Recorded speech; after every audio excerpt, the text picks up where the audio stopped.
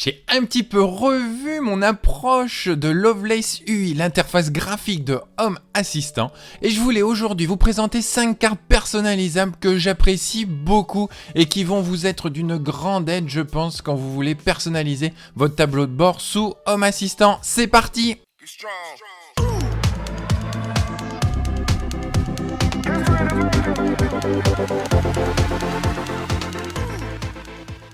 Bonjour, c'est Thomas et bienvenue dans les entrailles de mon journal, de mon carnet de bord dédié à la domotique.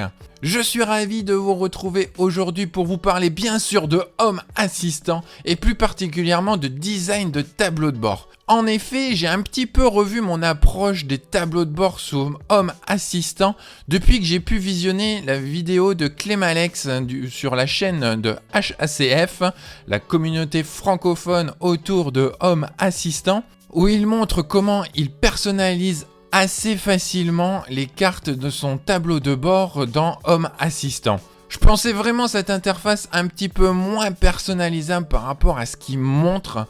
Je m'embêtais pas mal avec des fichiers pour modifier et vraiment rentrer du code, alors qu'en fait, à partir de l'interface graphique directement de Home Assistant, l'interface par défaut, on peut déjà aller très loin, vous allez voir. Mais commençons par le début, à savoir qu'est-ce que c'est que Lovelace UI ? Eh bien, c'est tout simplement l'interface graphique de votre tableau de bord sous Home Assistant. Elle est très puissante, elle peut s'utiliser vraiment simplement pour les débutants ou on peut aller bien plus loin quand on commence un petit peu plus à maîtriser le sujet. Son gros avantage, eh bien, c'est de proposer différentes cartes préconfigurées. De base, on a déjà pas mal de choses pour pouvoir faire un beau tableau de bord. La possibilité, eh bien, de pouvoir faire plusieurs vues en fonction, eh bien, peut-être du type d'appareil, en fonction de pièces, en fonction du type de données que l'on va mettre dans son tableau de bord, ou même en fonction de différents appareils que l'on va utiliser pour visionner notre tableau de bord. Il est également possible, eh bien, de personnaliser les cartes déjà préconfigurées, cela en rajoutant un petit peu de code, mais toujours à travers l'interface graphique, c'est vraiment très simple, et la possibilité, eh bien, de créer sa propre carte à partir de cartes existantes ou en partant de zéro. Donc vous voyez, c'est vraiment assez complet déjà de base, mais en plus, la beauté de la chose, c'est qu'on va également bien pouvoir rajouter des cartes qui vont être partagées par la communauté. On voit qu'il y a quand même pas mal de contributeurs qui reviennent assez régulièrement et qui proposent de nombreuses cartes. Voilà, ces développeurs-là, ils savent ce qui marche et puis ils proposent vraiment de très belles choses. Et ils mettent à disposition ainsi des cartes que vous allez pouvoir, eh bien, rajouter, souvent via Axe, le module pour tout ce qui est communautaire. Hein. Si vous voulez, j'avais fait une petite vidéo pour ajouter ce module. Et il est également possible, eh bien, de rajouter manuellement ces cartes. Mais franchement, vous embêtez pas avec ça. C'est très rare les cartes qui ne sont pas proposées dans Axe. Et aujourd'hui, justement, eh bien, je voulais vous proposer 5 cartes que vous allez pouvoir ajouter. Des cartes que j'apprécie beaucoup, que j'utilise moi dans mon tableau de bord, que j'utilise de manière unitaire ou qui reviennent vraiment très fréquemment. Je vais vous montrer ça de suite. La première carte, c'est la Weather Card. C'est la carte chez moi qui s'affiche en premier dans tous mes tableaux de bord. En effet, dans la famille, c'est vraiment le premier réflexe qu'on a quand on commence notre journée, eh bien, c'est de vérifier la météo. Et donc, eh bien voilà, à travers Home Assistant, eh bien, il est très simple de voir de suite la météo avec cette carte. Je vous avais d'ailleurs présenté cette carte quand j'avais installé Axe, justement, donc toujours dans la même vidéo que je viens de vous parler. C'est une carte qui a été améliorée par la communauté francophone de HACF et qui a permis, eh bien, de lier la Weather Card de base à Météo France. On va ainsi pouvoir afficher, eh bien, la température du lieu où on est, la météo. Si vous êtes dans une zone concernée, eh bien, la pluie à 1 heure, c'est également possible de le visionner. Et vous allez pouvoir rajouter également quelques capteurs de votre choix des capteurs personnels. Donc pour la prise de température, par exemple, vous allez pouvoir afficher votre température relevée, vous, dans votre jardin, et non pas la température de Météo France. Il y a également tout ce qui est alerte Météo France que l'on va pouvoir remonter dans Home Assistant. Donc voilà, vraiment une carte météo assez complète, je trouve, et moi c'est la carte, c'est la première chose que j'affiche en tout cas dans mes tableaux de bord. La deuxième carte essentielle pour moi, c'est la mini graph card. En effet, on remonte énormément de valeurs dans Home Assistant.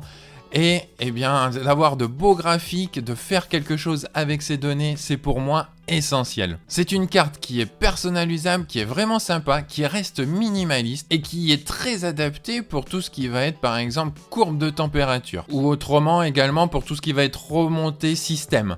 Je pense à voilà, pour la remontée de l'usage de CPU, de mémoire, de votre NAS ou de votre Raspberry Pi ou votre serveur ou installer Home Assistant. Voilà, là on va pouvoir avoir de très jolis graphes avec la mini graph card. On va pouvoir la personnaliser, pouvoir afficher la courbe, mais également pouvoir afficher à différents endroits de la carte, eh bien, les minimales, les maximales, les moyennes également de nos données. On va pouvoir mettre bien entendu plusieurs graphes sur une même carte. On va pouvoir modifier la couleur, etc. Et tout ça vraiment de manière très jolie. C'est une carte que l'on voit vraiment beaucoup dans énormément de tableaux de bord, mais qui a toujours son petit effet quand même, je trouve, et qui reste toujours un must-have. Et puisqu'on est dans les cartes graphiques en 3, je mettrai une carte que j'ai découvert il n'y a pas très longtemps. C'est la carte Apex Charts. C'est une carte que j'apprécie de plus en plus, qui est plus compliquée à utiliser que la mini graph card, mais qui est vraiment plus complète, on va dire. Elle est pas forcément toujours facile à appréhender, à utiliser, mais on peut aller vraiment très loin. Il y a un grand nombre de graphes qui sont disponibles avec cette carte. C'est vraiment tous les graphiques du type Apex Charts, qui est vraiment quelque chose qu'on trouve également sur les parties web en fait. Et j'apprécie vraiment en fait toute cette gamme de graphiques que l'on va pouvoir utiliser. Je l'ai découvert il y a seulement quelques semaines, mais je creuse et je suis en train de voir pour changer tout ce qui est la partie système, justement comme j'ai dit tout à l'heure.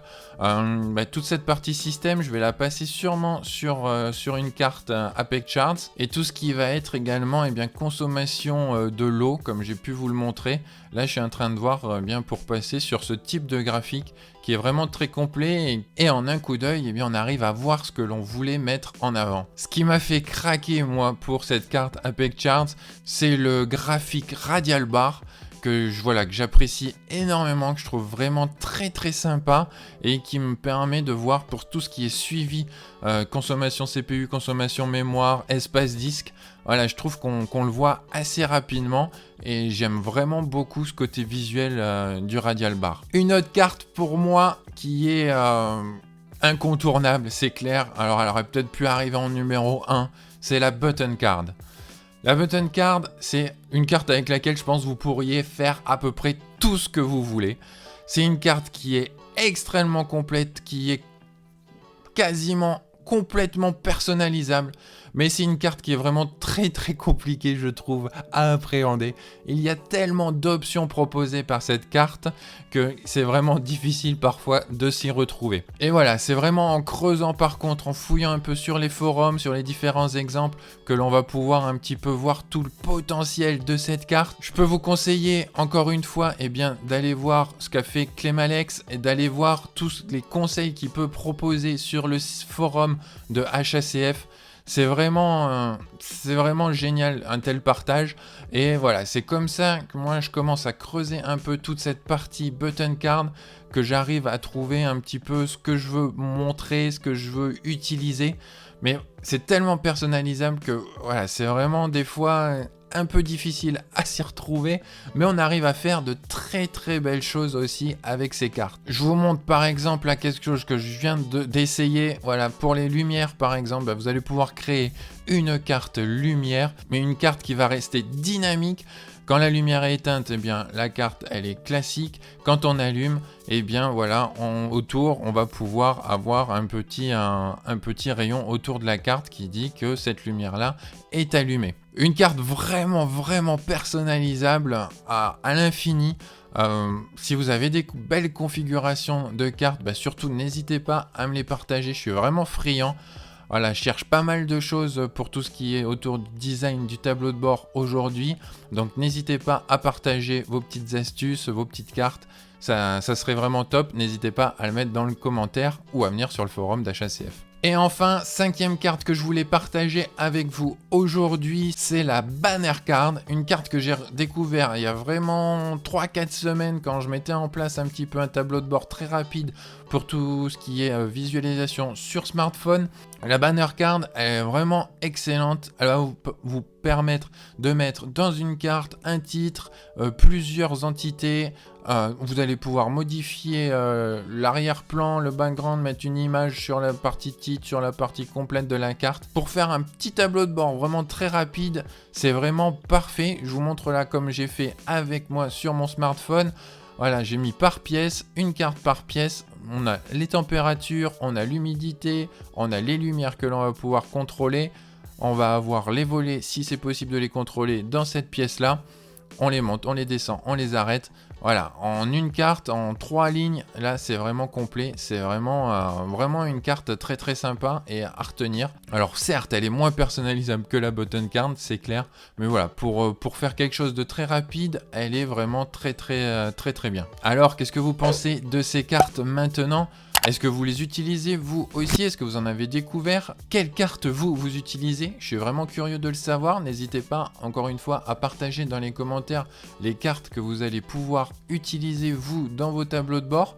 Si ça me permet d'en découvrir, et après, si ce type d'épisode également vous plaît, n'hésitez pas à me le dire et je vous continuerai de partager d'autres cartes que j'ai sous le coude encore ou que je découvrirai au fur et à mesure de mes recherches. En tout cas, j'espère que vous aurez vu toute la puissance qu'il y a derrière Loveless UI, l'interface de Home Assistant. Pour moi, l'interface la plus puissante de tous les systèmes domotiques aujourd'hui, c'est clair. Je ne manquerai pas de revenir prochainement sur tout ce qui est tableau de bord également. Je suis vraiment en train de mettre en place ça chez moi. Alors n'hésitez pas à vous abonner, à activer la petite cloche. Vous êtes nombreux à voir les vidéos sans être abonnés. Alors allez-y, abonnez-vous. Si vous avez des questions, n'hésitez pas à me les demander également dans les commentaires. En attendant, je vous donne d'ores et déjà rendez-vous la semaine prochaine pour une prochaine vidéo. Bye bye!